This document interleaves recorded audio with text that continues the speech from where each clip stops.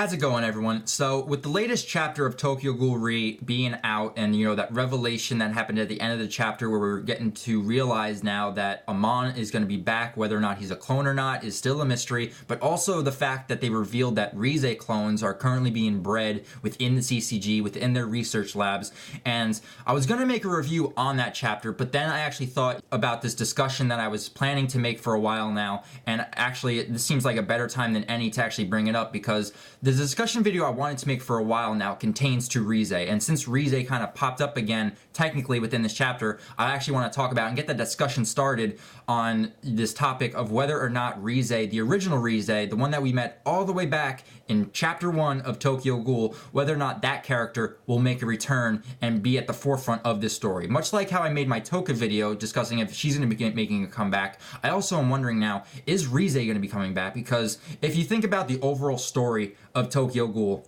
Rize is a critical part to this story. Because if you look at the overall big picture of Tokyo Ghoul, there are 3 characters that basically drive the force and actually started the events of Tokyo Ghoul. Number 1, we have Kaneki. Without him, he's the main character, the story would fall apart. Furuta is number 2 because without him, the accident that caused the events of Tokyo Ghoul wouldn't have happened. And third is Rize, because Rize is that catalyst that caused Kaneki to be at the scene of the accident and caused Furuta to get so jealous of her freedom that she obtained because of what Furuta was able to do for her, that he caused the accident, and then thus the events of Tokyo Ghoul happened. So if we look at Rize as a character, she is very important to the overall story, and if you look at Ri, especially in part 2, she has popped up here and there, maybe not as the actual character of Rize popping up, but either flashbacks or mentions of her, and we know how critical she is to the story of Tokyo Ghoul. So what I decided to do, I decided to go backlogging a bit. I decided to go back into part 1 and just find the areas or the chapters that Rize popped up in. And I just went through my current volumes that I have right now and then had to go online to find in future volumes that part 1 hasn't been released yet within the US. But I decided to go back and I made a list right now of just the chapters that Rize popped up in, and it just shows where she popped up within the story. So within my list, we know that Rize appeared in chapter 1. She was a critical part to starting off the events of Tokyo Ghoul, and that's probably the last time we see her actual character, the actual Rize, whether it not be Kaneki thinking of her or just within a thought or a backstory. So we actually don't see her then within the series until we get her backstory, which is 46.5 within Volume 5. We get Rize's story that leads her from going from the one ward that she was in. I believe it was either the 6th ward or the 11th ward. I actually did not write that down, but where she was kind of kicked out in that ward and then made her way to the 20th ward to where she eventually met Kaneki, and that ties all the way back into chapter 1 to where she eventually goes on that date with Kaneki. But if you just exclude that entirely, we go about 88 chapters without seeing Rize, whether or not be within flashback or within the torture scenes, within Kaneki's head at the hands of Jason. So if you go from chapter 1 all the way to chapter 89 to where it is revealed that Rize is still alive. And that was a big game changer within the series if you think about it, because we thought she was dead. We thought she was not going to be a major role within the series, just within Kaneki's mind. But then her physical body actually turned up in Kano's lab, and then we have in chapters 98 and 99 where we have the Kano lab raid where Kaneki finally gets to see for his own 2 eyes that Rize is still alive, and then Yomo comes in and rescues her, and then we don't see her again within the series until chapters 115 and 116 where he confronts Yomo, finds Rize, and sees the state that she's in, that starved state where she was unable to even see Kaneki was right in front of her the whole time, and she was just begging for meat, begging to be fed, and she was just delirious and just overall crazy. So those are the main parts where Rize kind of reappears within the series in part 1, and then if you go into Tokyo Ghoul Ri, she hasn't really been appearing all that much. The only times we actually get to learn or see Rize is through backstories or people telling us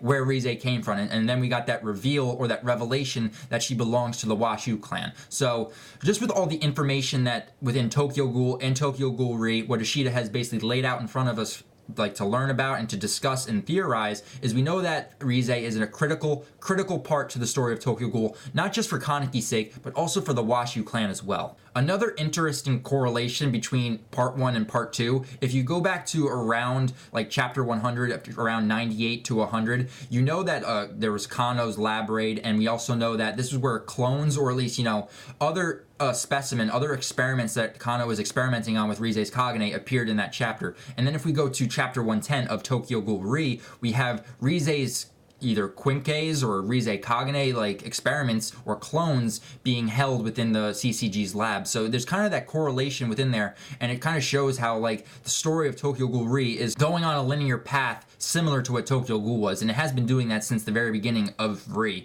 which is very interesting to see. But the overall question I ask for you guys is, when do you guys think Rize is going to pop up within Tokyo Ghoul Re? Are we actually going to see her character? Is she still under the captivity of Yomo? Is she still being held within that shed, or did she actually get out eventually, and is she just roaming around Tokyo and we have no idea where she is? Because I do find it very odd that now that Kaneki is with Toka and Renji and with the whole Enteku like group, that Rize hasn't been brought up yet. And I feel like that was going to be something that was going to be very like crucially brought up, since like, you know, they were basically holding her captive since they rescued her from Kano. So that's my main question for you guys, because ever since Kaneki rejoined with Toka and Renji, this has been a question that has been plaguing my mind, and I'm just wondering when Rize is going to come back into this story. So I want to hear from you guys. When do you guys think Rize is going to be appearing in the story? Leave comments down below about any theories you guys have, or any speculations that you guys have that might lead to when Rize might make a reveal, or when she might pop up within the story again. So I'm hoping that we get like certain reveals or certain like aha moments coming up in the next couple chapters of this arc, because I think by the end of this arc we're going to be getting some good reveals, and I'm hoping that Rize does pop up